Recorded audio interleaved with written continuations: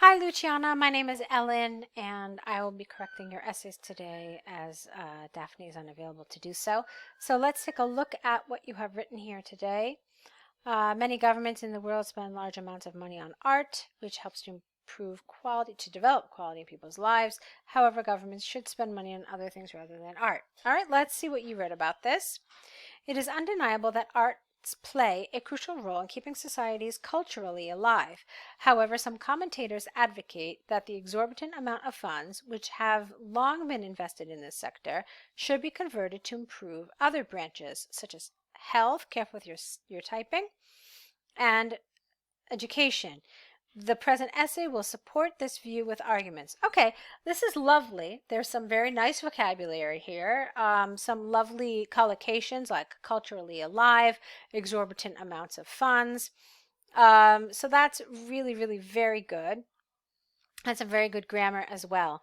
If there was anything that I wanted to maybe change, I wasn't hugely thrilled with the word branches here. Um, the branch of education. I mean, I guess so. I just didn't really. You could have just said areas, which I think would have worked more successfully. So which should be, and again, not converted, but perhaps diverted would have been a better word here. So should be diverted to improve other areas such as health and education. I think it works much more naturally than the particular word choices you had. But still, it's lovely vocabulary and grammar throughout this introduction. So nice work there. Let's continue.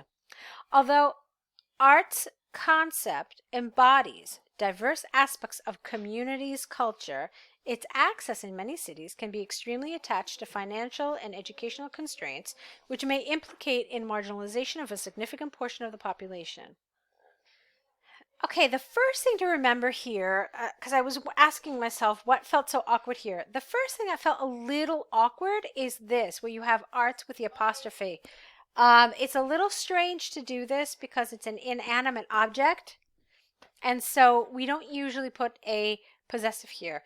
You could have said instead the concept of art, all right, which works much more naturally.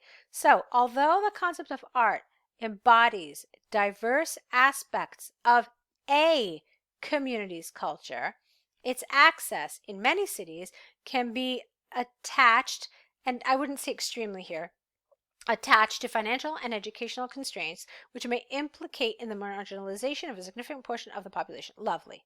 In this light, when governments inject substantial funds in this sector but neglect guaranteeing universal access, they exacerbate the discrepancies between the privileged and the destitute. Lovely. For example, the latter may not afford to be at a famous government-sponsored exposition. However, what is expected is that, regarding the management of public funds, authorities' investments benefit society as a whole, comma, not only one sphere. Okay, so a few words about this paragraph. I had to read it over again, and then not only did I read it again, but I also read the prompt again, okay, and your introduction. Now, according to your introduction, you said that the money going to art should be invested in other branches like health and education. Okay? But what did you talk about here? Rather than talking about that, you were essentially saying that funding the arts, while it's a great idea, marginalizes people because it doesn't provide universal access. And you never really told us why. You said that they might not be able to afford to be at a famous government-sponsored exposition. So this whole thing was a little, I mean, it's very interesting and it's very well written too. But like I said, I had to read it over again to see that that's, first of all, not exactly what they asked you to talk about. And second of all, it's not what you said you were going to talk about. Okay? So what you were really talking about in this paragraph was that, great, you know, the government is supporting the arts, but It's not creating quality in everyone's lives because not everyone has access to it. Okay. And I would have been okay with this in a way if you had talked about it, but still, it was supposed to be about the government spending money on other things. So what you've got here is a paragraph that essentially takes the topic but takes it in a different direction. So an examiner looking at this will certainly be really impressed by both your grammar and your vocabulary, but the examiner is going to have to read it again and say, wait a minute, this isn't what she said she was going to talk about, and this isn't exactly what she's supposed to talk about. The idea is this, that the government should spend money on other things. Okay? So you have to be careful and make sure that you're answering what you said you're going to answer and what the topic is actually asking you to talk about. Anyway, let's move on and see what you did further on. Additionally, it may be considered wise for a government to categorize matters and insert cash to tackle them according to the urgency.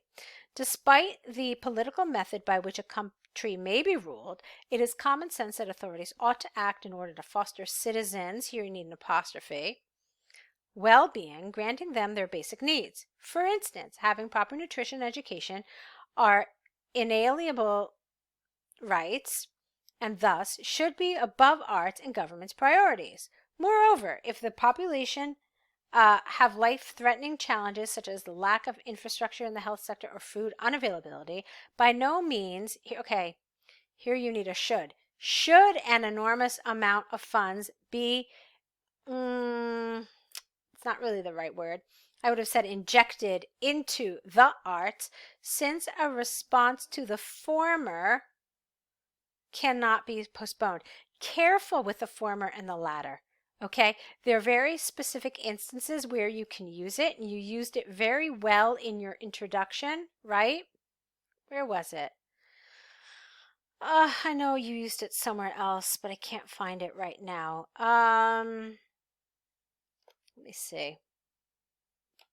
Here it is. I was looking for former, but it's actually the latter. Here you used it absolutely appropriately because look, it's very clear between the privileged and the destitute. Obviously, the latter here refers to the destitute, but here it's not so clear because they have to be kind of next to each other, okay, and they can't be in different parts of the sentence. So it's a little. There's certain rules about it, okay. If you want, do some research on how we use them. But here, a response to the former. Which is the former? Okay, it's not entirely clear, and so you want to avoid using this expression here. In conclusion, I am firmly convinced that allocating a large amount of money to the arts is likely to be counterproductive for society. Although it's irrefutable, you can't do this either, because although needs a clause, and by clause I mean it needs at least a subject and a verb. There's no verb here. So what you could have used instead is a different word showing contrast that doesn't need a verb. So for example, despite would have been good here. Despite its irrefutable importance, investments in this sector tend to benefit just a small portion of citizens and could be used to finance measures to solve more urgent issues. Okay, that's lovely. That's really good. It was just that one little thing here. So this is really a wonderful essay. As I can see from some of Daphne's comments, she's told you already that your writing is wonderful. It's really very nice and very high level language, both in terms of grammar and in terms of vocabulary. So you're doing really, really well. Like I said, my biggest issue was probably with this paragraph, and I already talked extensively about why. So I'd be interested to hear your feedback if you agree or disagree or have any questions about it. So why don't we move on to your task 1, okay? Let's go ahead and do that. Here it is. Okay, this one's always challenging because there's not a ton of information and all the information is very similar. So let's see how you tackled this. The bar chart highlights the average scores which were achieved by males and females on IELTS academic test in 2012. In general, okay, careful with girls. Girls implies, under 18. We don't know that to be the case, and so since it just refers to them as females and males, you may choose to do the same. Or you could say women or men. That's fine as well. So women's performance surpassed their counterparts. You don't need an apostrophe. Ah, yeah, okay. Their counterparts in all sections.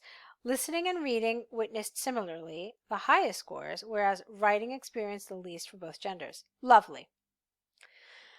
Looking at the details, the band scores go from 0 to 9, and the majority of this is a little informal. They go to. It should be they range from, or they go from. You can understand it's a little informal as it's an expression. The band scores. I guess you could say calculate bands 0 to 9. Maybe some other expression, but go from just feels really informal. And the majority of candidates remained in the 2/3 of possible marks between 5.4 and 6. Remained in the 2/3. This is not entirely clear, Luciana, this expression, remained in the 2/3 of possible marks. Not really clear what that means, even though you told us between 5.4 and 6. However, the female performance on listening and reading is an evident exemption of this trend, whereas their counterparts did not accomplish nearly as many as them. What do you mean, as many? With a figure of just 5.8 in both sections. So this is also a little strange here.